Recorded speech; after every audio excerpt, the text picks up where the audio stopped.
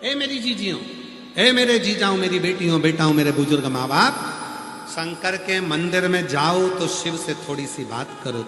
तिरु ज्ञान समंदर ने शंकर से बात करी, बाबा मेरे मन के प्रश्न को उत्तर दे दीजिए। क्या मस्तक पे लगे हुए भस्म के त्रिपुंड से कल्याण हो सकता?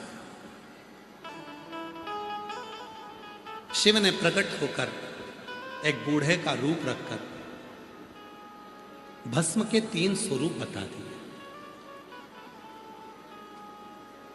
ये जितने लोग माथे पर त्रिपुंड लगाते हैं भस्म का, शंकर भगवान ने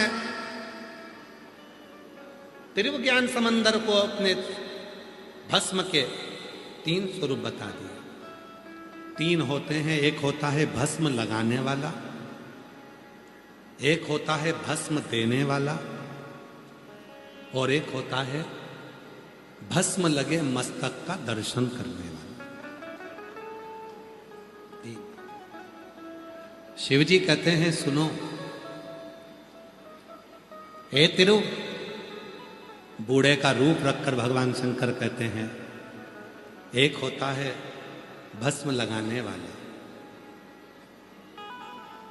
शिव की चढ़ी हुई भस्म जब किसी के मस्तक पर आती है तो ये शरीर केवल शरीर नहीं रह जाता है, ये शरीर लिंग बन जाता है, शंकर का स्वरूप बन जाता है।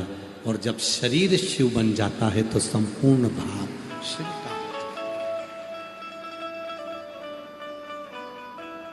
आप देखिएगा जिनके मस्तक पर त्रिपुंड लगा होता है उनके चेहरे को देखोगे तो आपको देखकर लगेगा कि ये शंकर का कोई शिवलिंग है, शंकर का कोई स्वरूप। दूसरा है भस्म का दान।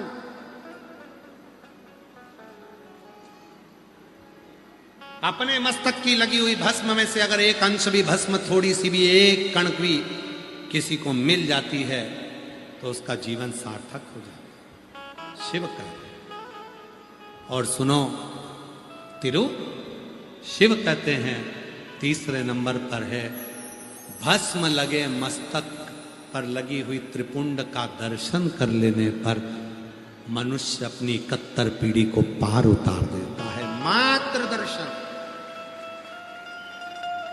मस्तक पर लगे हुए भस्म को दर्शन मात्र से जीव पार उतर जाता है।